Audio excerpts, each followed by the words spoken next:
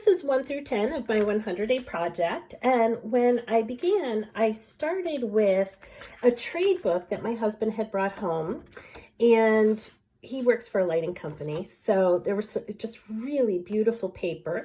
And the first chapter was called A Capacity for Endlessness, and I thought that was such a great name for my project because it is endless, the different combinations that we can come up with as artists when we use materials and we change our ideas as we go. So I really loved that as my project title, and it gave me great paper to work on. So when I first started, I had some parameters that I was going to use these pages. I was going to use some found papers, some text, and I had also in advance made a bunch of papers that I just painted, and I tried to keep everything in the same color schemes so that I would have less materials, and hopefully one of my goals was to work a little quicker.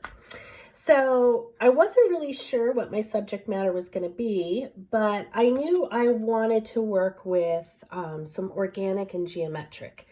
And one thing that I realized right away is that I cannot do the geometric without the organic.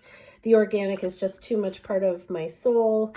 And so some of the geometrics tend to maybe disappear a little bit, but I realized that very quickly about myself. So this first one, I just started with a simple leaf collage. That's mostly what I work in. This is some tar gel that I used on top of the paper, which creates a really neat resist and a really neat texture, which is hard to see, but you can see how you get these really great lines. I wanted to make sure that I was always responding to the page, so you'll see some of that coming through here as well. I kind of stayed with that idea of leaf for a little while. This one I don't feel is very successful.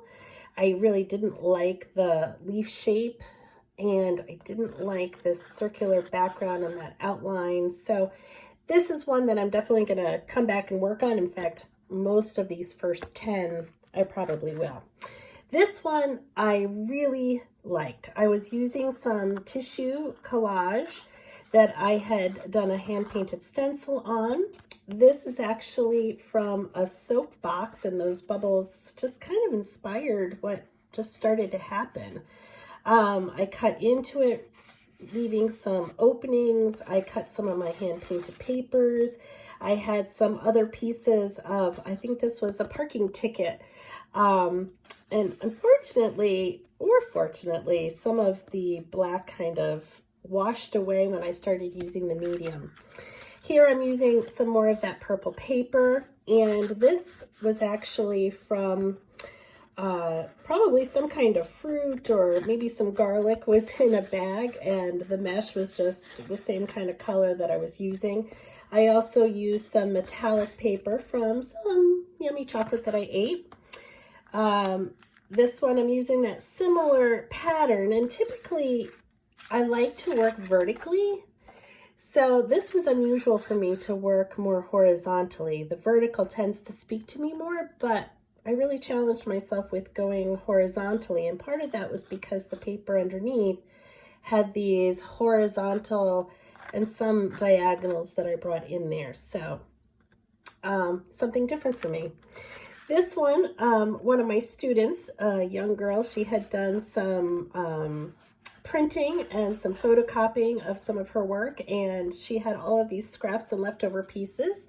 So she allowed me to take them in. She was quite excited that I was going to use them in my project.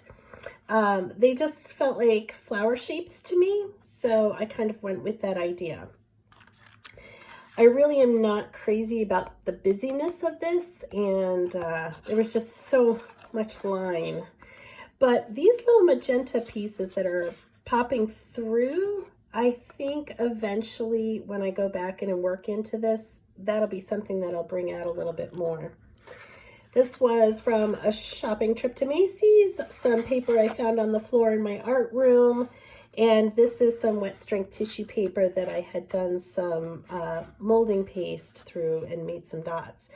I didn't really go with the subject matter for this one. I really kept it much more abstract, but I feel like it's very unfinished.